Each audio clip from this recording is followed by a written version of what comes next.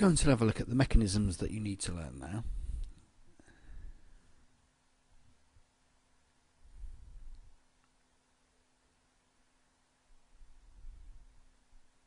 And the one we're going to start off with is radical substitution, free radical substitution.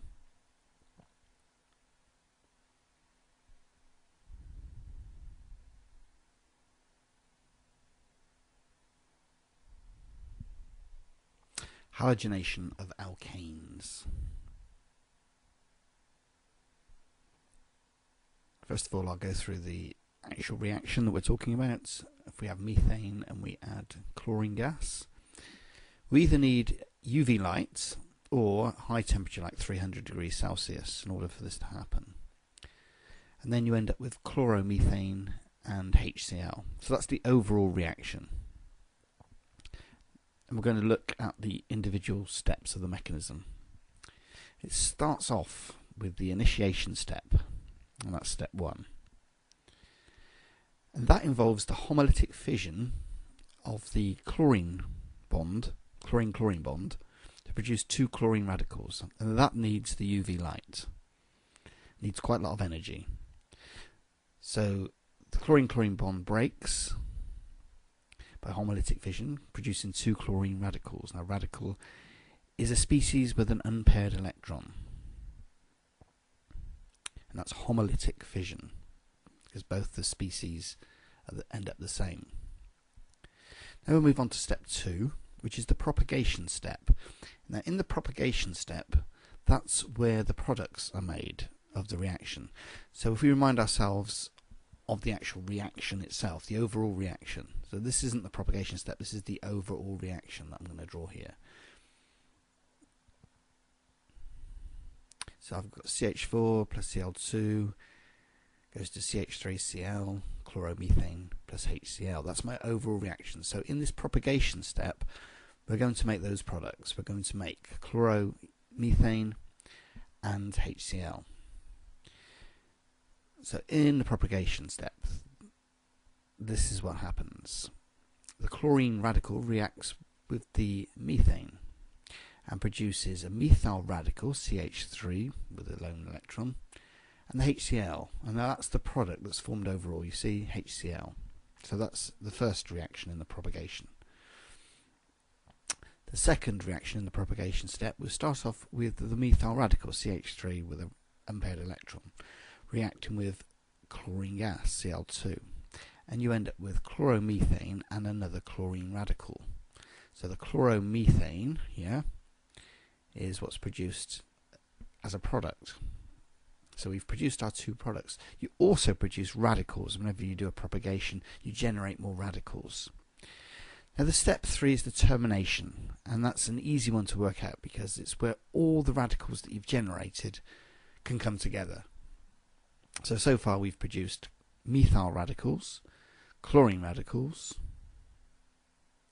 and they can come together in different ways, as we'll see. So 2 chlorine radicals can come together and just make a chlorine molecule. Alternatively, we could have 2 methyl radicals coming together, and that will make ethane, CH3CH3. Or we could get a methyl radical and a chlorine radical coming together, and that will make more chloromethane. So those are the 3 termination reactions. Something that's important to bear in mind when you talk about free radical substitution is that radicals are very unpredictable. Radical reactions are very unpredictable. And you can produce lots and lots of different products. And we'll just go through how that's possible. You could end up with dichloromethane because the chloromethane could then react with the chlorine to produce dichloromethane. You could produce trichloromethane and even tetrachloromethane.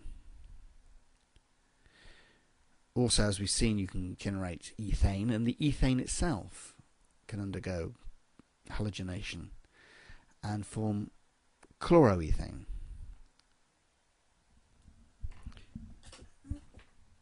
Now we're going to have a look at another mechanism. This is for electrophilic addition. This is the reaction that the alkenes undergo when something adds onto the double bond very often. So we'll start off with ethene and bromine. Now bromine in this case is acting as the electrophile, and the bromine adds on to the double bond and you end up with 1,2-dibromoethane. Now the mechanism to that is on another video. It's on YouTube and it's an animated one, so I'm not going to dwell on that. So I'll move on now to another mechanism.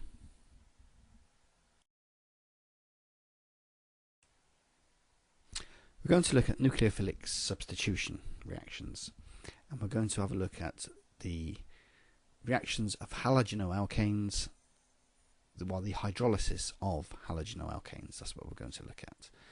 And we'll start off with a halogenoalkane. I've got 4 carbons there, and on the end carbon I've put a halogen iodine, so it will form 1-iodobutane, 4 carbons butane.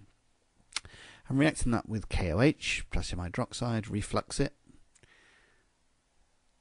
and as a product we're going to end up with butan-1-ol, because what happens is the OH from the hydroxide replaces the iodine. It's just a straightforward swap over, in other words a substitution, straightforward substitution, butan-1-ol.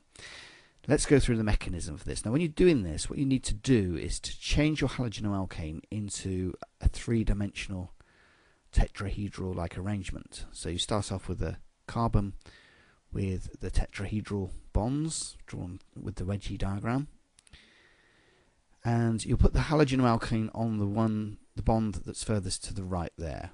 Now I can put my 2 hydrogens, those 2 hydrogens there represent those 2 hydrogens there. The long chain alkane we can put all together on one of the bonds, so it'll be CH2, CH2, CH3. That's that structural formula up there converted into a tetrahedral type arranged 3D type arrangement. You can see that group there, look, is the I've highlighted is that group. The hydrogens, let's have a look at those as well. Those hydrogens there represent those hydrogens, and obviously the iodine is like that. So what I'm showing there is how to change that structural formula into like a 3D arrangement. Then we only need to worry about the OH because the potassium's a spectator ion, it doesn't actually get involved. So we start with the OH, and we've got the 2 lone pair. We've got the lone pair of electrons on the OH. Not forgetting to put the dipole on, that's important. The iodine's more electronegative than the carbon, so there's a dipole there. Now the lone pair of electrons from the OH is attracted to the electron deficient carbon. And the bond, the iodine-carbon bond, that breaks by heterolytic fission. Both electrons go to the iodine. So we draw the structure again. This time we do it the other way, like a mirror image of it. So we still have the same wedgie diagrams, but we put them facing the other way, because it's like an umbrella turning inside out. And then we put the OH on the other side, and it loses the iodine. Now in this case, the OH minus, the hydroxide ion, is acting as the nucleophile, because it is donating the electron pair to form the bond.